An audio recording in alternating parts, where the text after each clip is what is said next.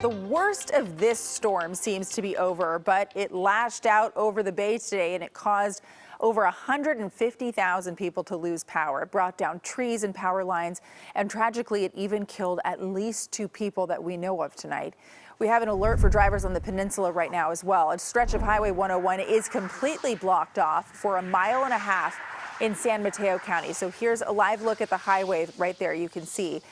PG&E is blocking it off because they're replacing wires along this stretch of the highway. That work could take about an hour. Again, that closure between Hillsdale Boulevard in San Mateo and Ralston Avenue in Belmont. The wind has been tearing power lines down for much of the day. And this is some of the craziest video that we have seen all day. This is in San Francisco. The wind was strong enough to rip up the tiles on a high-rise balcony. And not just that, the people who took the video caught the moment a couch went flying through the air. Oh my God. Oh, a couch. A couch just flew. A couch? Oh, that guy, it almost hit that guy right there. Okay, I don't feel safe here. And for the second time, the wind was so strong it blew out a window at a high-rise in the financial district, and that happened during last week's windstorm. This time, pieces of broken glass rained down from the 21st floor of 50 California. You can imagine how dangerous that could be, but fortunately, no one was walking down below when that glass fell. Okay, and it was hard to imagine a worse commute today. There was a chain reaction because of all the bad weather, and it made things completely miserable for drivers and commuters on public transit. The San Francisco Bay Ferry had to suspend its service for hours. They tweeted out video of the choppy conditions to explain why. And in the past hour, the Bay Bridge finally reopened after the wind caused a big rig to overturn on the lower span during peak rush hour. As a result, BART stations were absolutely packed. This was the commute crowd at the Rock Ridge station tonight. Betty live in San Francisco for us right now. She's been basically running around town all day tracking all of this. Betty, I can tell from your live shot, I know it's still raining, but this is a big improvement, right? That's definitely right, Sarah. The rain and the winds are pretty moderate at this hour. That certainly wasn't the case during the evening commute. And just to give you an idea of how intense things were, we spent about 2 hours in traffic going 2 miles down the Embarcadero. Hurricane-like winds whipped up waves on the bay and knocked down giant trees along the Embarcadero. A big rig overturned on the Bay Bridge to Oakland, snarling traffic for hours. Pedestrians also proved to be no match against the sudden windstorm. People struggled to walk and clung onto street posts to keep their balance. It's been a blustery day and nothing like I've ever seen before here in San Francisco. The San Francisco ferry canceled several trips due to rough waters and damaging winds, forcing commuters like Todd Statz and Keith Mutzman to take a bus shuttle to Marin. 4 or 5 blocks that I saw 5 or 6 trees down, which I've never seen in San Francisco before. Yeah, I actually watched a tree break in the wind. Did you? Right on 3rd and Mission. It was kind of like monsoon weather going on this afternoon. 3 industrial barges also slammed into the 3rd Street Bridge next to Oracle Park. The impact wrecked the wooden planks and broke part of the railing. Several road closures slowed traffic right at the start of the evening commute. I mean, road closures on every block, trees blocking the road. I mean, it's impossible to drive today in San Francisco, let alone boat or anywhere. I mean, it's impossible to get home. The windows on our 28th floor of the building that we work at were literally shaking. And when we were looking outside the window, we could see waves crashing on the pier. And it looked crazy. It looked apocalyptic. Thank you. Todd said he'll be getting home to Fairfax at least 4 hours later than expected. I was in a meeting all day, and then I kept getting these alerts on my phone of like wires down, accident, da-da-da-da. I was like, okay, something's going on out there. And then I walked outside, and it was just like a hurricane.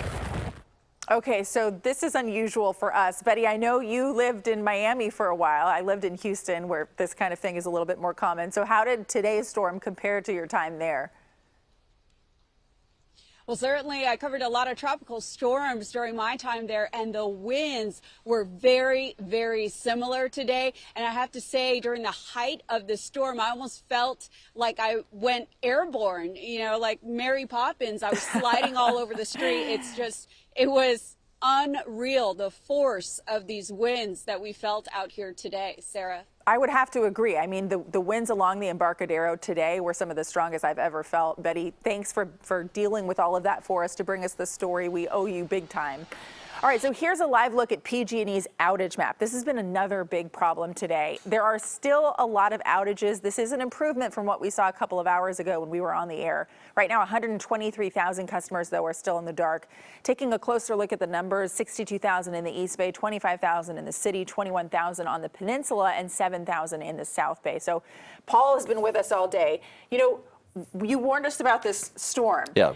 I think some people were surprised at sort of the strength and the wind speed and everything else. So yeah. What happened? How did that shake out that way? So there's a term being thrown out a lot online today called the Fujiwara effect, which is a phenomenon we observed as the storm was rapidly strengthening, which as we step over to the video wall to talk about kind of the big picture perspective, it not only refers to that phenomenon, but it also informs why the storm evolved just a little bit differently. Now, where the storm is at the moment, we've got the big center of low pressure outlined on the map here, and this is typically how we refer to these systems as one area of low pressure, meaning less atmosphere here, all the air rushes in from outside to replace a relative vacuum. But when the storm is intensifying, as the storm did today, it's more complex. There are little areas of low pressure that are competing for dominance as the storm is getting its act together, and how those lows interact with each other, that's what the Fujiwara effect refers to. It was discovered over 100 years ago by a Japanese meteorologist observing tropical cyclones, but you can see it on a smaller scale.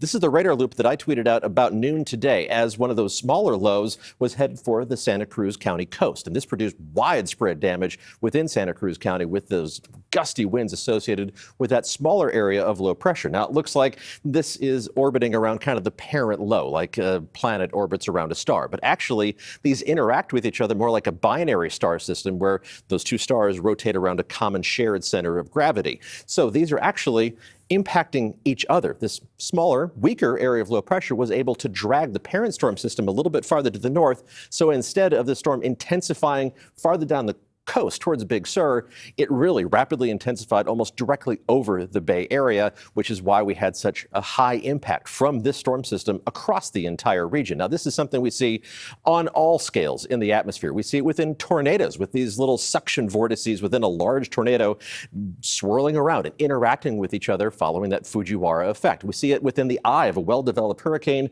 little what we call mesovortices spinning around within the eye itself.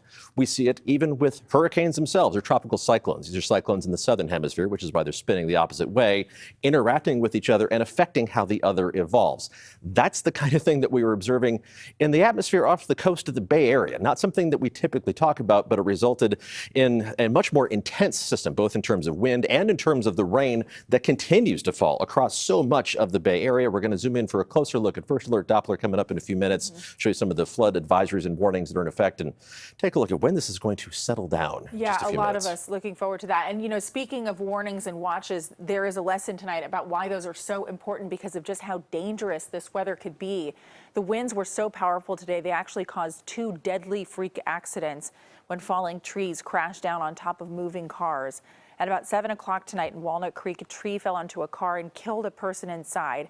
It happened on Stanley Dollar Drive near Tice Creek. This was the aftermath of that. Firefighters say the driver had minor injuries, but the passenger was killed.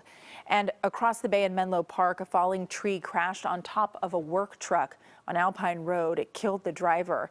It happened about 1:30 this afternoon, and emergency workers had to dodge even more falling trees when they tried to help. The fire crews worked pretty hard to get the tree out of the way so they could access the occupant inside. Unfortunately, while they were doing so, the wind caused more trees to fall down in the area. Unfortunately, when they got to the vehicle, they found that the sole occupant inside, a male, was killed at the impact with the tree. The names of both victims so far have not been released. Well, it was an absolute mess on the roads all day today, and even though we aren't under a wind advisory anymore, you can expect more rain for the next few hours. This evening, a stretch of Highway 280 near Edgewood Road in Redwood City looked like a river. It didn't stop people from driving through, though. And it has also been very hard for people to get off the ground at SFO today. The storm caused a ground delay for hours.